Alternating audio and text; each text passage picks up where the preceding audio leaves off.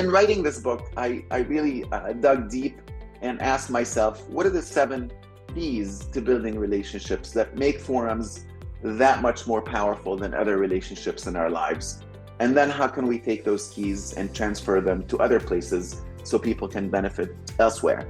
And as you'll see when we get into this presentation, having meaningful relationships at work actually affects profitability very positively. But I want to start with a quote that I saw really my first newsletter when I was working at EO. Vern Harnish was putting together the newsletter, and he had this quote. And the quote is, "If I've seen further than others, it is by standing upon the shoulders of giants." And what I think about when I see that quote is, if you think about forum and having a group of people that you absolutely trust and learn from and benefit from, that gives you perspective you would not have if you were just on your own, thinking through all the situations and opportunities and challenges that you might have in life. And so forum for me has given me that platform to stand on the shoulders of giants. And I think it's been nothing short of a blessing in many facets of my life. So a little bit of research, according to Gallup, if 4 out of 10 people had a friend at work, profitability would go up by 14%. I think that's really important. And one of the things that we've been talking about is forum for you personally. But one of the reasons I was really interested in working with DLC, and I remember my first conversation with Jimmy, he said, you know, not only are we going to provide forums for our members, but we're going to provide forums for their key executives. And if there's one thing I've concluded in this world, is forum is not just for entrepreneurs, it's not just for CEOs, but I think any person can benefit as long as they're in a forum of a group of peers with whom they can learn and relate and grow and support one another to be together for years. Incidentally, I've been in my own forum since 1991. 1991, I started this forum in DC in EO, and they literally said, "You are not leaving." And we are still together since 1991. And it has been nothing short of life-changing. And I'll share with you some of those stories that I can about myself as we go through. Moving on. So some of the 7 keys, here they are: judgment-free, mischievous fun, vulnerability, kind truth, reliability, sharing and generosity, and shared purpose and values. In no particular order, but I want to start with shared purpose and values. One of the things that I see in forum is some people come in for business growth, some people come in for personal growth, some people come in for building friendships. I think really what matters is that everybody in your forum is aligned on that purpose and have this shared set of values. If you think about your company, this is a given, and without it, people are going in different directions. Well, the same is true for your forum. And really taking time to discuss that and having clarity on that is really important. I'll share with you a quick tool that I use with forums all the time to determine shared purpose, at least, is I ask each person to think ahead 3, 4, 5, or even 10 years from now. And I say, if you got everything you want to get from your forum, what will you have gotten? And then I say, what are you willing to give in order to get that? So I ask each member of the group to write on an index card their answers to these 2 questions. And based on that, we have a discussion and we listen for 2 things. What do we all commonly desire? And those things become a given for what we expect from our forum. And then the second thing is, what is it that is different? And so if one person says, I'm here for spiritual growth, and only that person is there for that reason, does that become part of the shared purpose? I'm not sure, but it's certainly an important conversation to make sure everybody's on the same page. Next one is judgment-free, and I'm sure you've heard about this a million times, but I want to share my story with you because this is one of those things that I know for as long as I've worked with forums, some people simply struggle with, how do I not give advice? I want advice. Or, just tell me what to do. And I'm sure that's happened in many of your forums, but here's what I'll tell you, just a little personal story of how that manifested in my own life. So my parents were divorced when I was 3 years old. And as a result of a very long story, when I was in college, my father and I literally just stopped talking, and we didn't talk for 10 years. During those 10 years, I got plenty of advice from all sorts of people who really wanted nothing but the best for me. And the advice was, you have to call your father. You really, it's your responsibility to call him. And it came in 20 different ways, and it just went in one ear and out the other. I just flat out ignored it. And my reaction, my inside voice was, well, they don't know what's best for me. And I just stopped listening. But one day, one of my forum mates lost his father. And we're very close. We go to every funeral, wedding, anything and everything that's a major life celebration. We've been together since 1991. So after that funeral, we had a meeting a week or two later. And this member came in and he said, thank you all for coming to my father's funeral. I want to talk about this some more. First, he read the eulogy that he had read at the funeral. He read it just to us. And then he shared with us, a lot of painful things that brought him to tears. They brought me to tears. They brought most of us to tears. And in that meeting, first of all, I was not the presenter. Nobody gave anybody any advice, and I certainly got no advice. But because I felt emotionally what my forum mate was struggling with, because we were close and we had empathy and we had meaningful and real connection, I found myself in tears. And in that moment, I realized I absolutely have to call my father. And it's that one meeting that I credit to the fact that I have my father in my life today, not the 10 years of advice that preceded that. And so even in my own forum, when we were about 2 years old, one of our members came in one day and said, hey, I have an issue. You don't have to sugarcoat it. You don't have to walk on eggshells. Just tell me what to do. And we told him what to do. And a few months later, a conversation came up in the forum, and the conversation was, something is not right. We're not going as deep as we used to. And not as many people are willing to present. And when we dissected it, a couple of members shared they did not feel as safe after we introduced advice when that member asked for it. Because by giving him advice, we introduced a whole bunch of judgments, which left the rest of us feeling unsafe. And so we realized the consequence of advice is far greater than the impact on one person. It actually impacts everybody. And for that reason, when somebody says, just tell me what to do, we just smile and nod, say, sure. Here's what happened to me. We also believe that our experience allows other people to learn, not just the presenter. If you tell the presenter, here's what you should go do, the whole group loses on the benefit of hearing your story and your case study, which allows other learning and allows other people to connect. So for those reasons, we simply don't give advice anymore.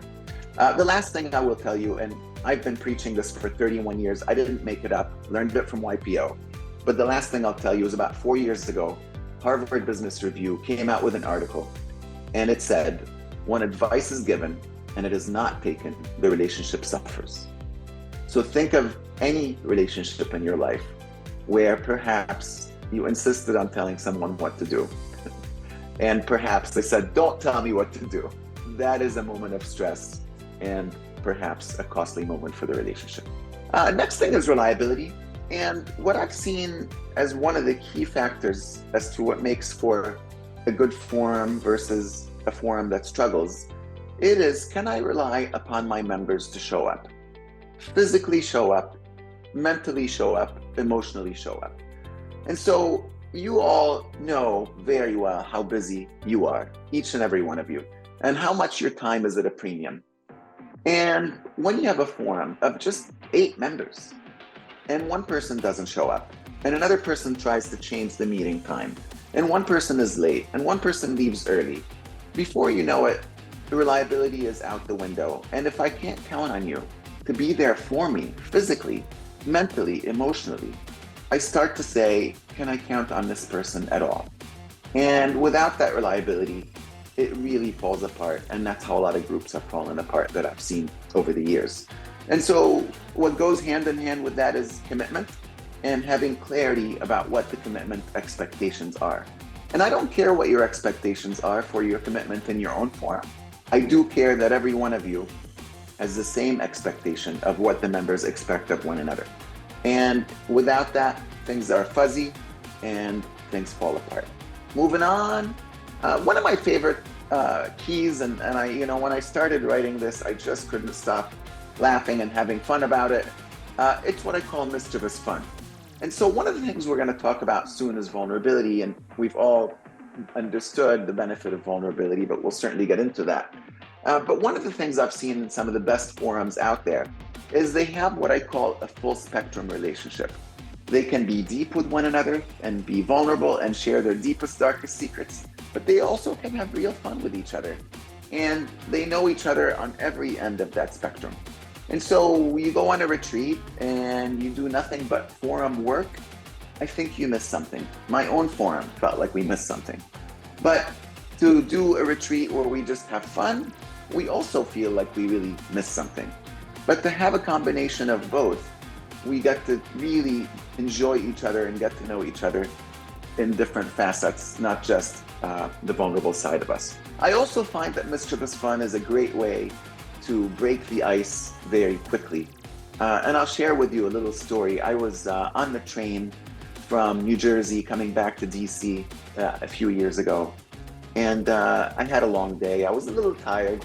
I had my headphones in and I sat next to this older lady, and I really had no intentions of saying anything after saying hello.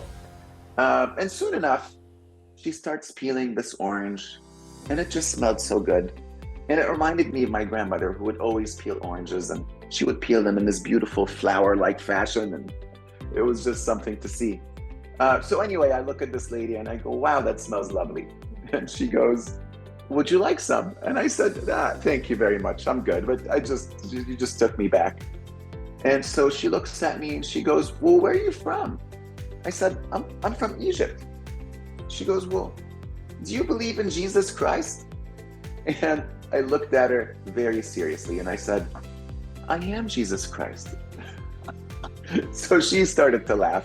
But an hour and a half later, we became best of friends and we had a wonderful, lovely conversation. Not that I intended to, but it was just a little bit of fun that broke the ice. One of the things that I'll encourage you to do as a communication starter when you have a break is just to say, tell me something mischievous that you've done, something fun you did, whether you did it as a kid, whether you did it as an adult. It's just a great little icebreaker that I love to do. So vulnerability, one of my favorite subjects and something that certainly has been very popularized lately. And if you haven't seen Brené Brown's TED Talk, I highly recommend it. It's seen by over 20 million people by now. I've been showing it to lots of people for at least 10 years now. But one of the things about vulnerability is it's uncomfortable. It requires risk-taking, and it requires sharing things that you might not otherwise want to share. But when I ask a group of people that I work with in person, what does vulnerability mean to you? I get all sorts of answers, and some of them don't sound so good. Some people say vulnerability means weakness. And some of us perceive, if you cry, if you have tears, that is showing weakness. But here's the thing. I then ask them, well, what's the benefit of vulnerability? Obviously, you don't want your son or daughter who's a teenager to be in a bad situation where somebody takes advantage of them. That is bad vulnerability. But in the context of building relationships and in the context of forum, I'll quote David Bradford from Stanford. He says, vulnerability is the currency of relationships. And without vulnerability, relationships remain superficial. So think of any relationship in your life. And if you're not as connected, then somebody in that relationship is simply not being vulnerable. And so my thinking is, who goes first, right? It's the cart or the horse. And so when I'm in a situation where I realize the relationship needs to go a little deeper to be more meaningful, then I know that because I understand how vulnerability works and the person I'm talking to perhaps doesn't, I have to take the leap of faith. I have to be the first to be vulnerable. I apply the same principles when I work with any forum. If I ask the group a difficult, deep, meaningful question, I know I have to answer it first to set the tone.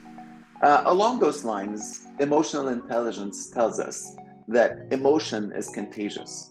And so if you start with the person in your forum who has the most emotion about the topic or in general, that emotion can be contagious. And when we share in vulnerability, we feel connected and we feel closer. But if I'm vulnerable and you're not, then I feel abandoned and I feel vulnerable and exposed. And so part of the value of doing this well is when all of us are vulnerable together. And that is very important and very powerful. But vulnerability, I also hear from many of you, is a source of growth. So if I don't put it out there, then either I'm just not choosing to deal with it, or I keep hiding it, which means I'm putting energy towards hiding it. And I'll quote an EO member from years and years ago who said something that I thought was brilliant. He said, "You're only as sick as your secrets. You're only as sick as your secrets." And so part of the value of vulnerability as well is getting it off your chest.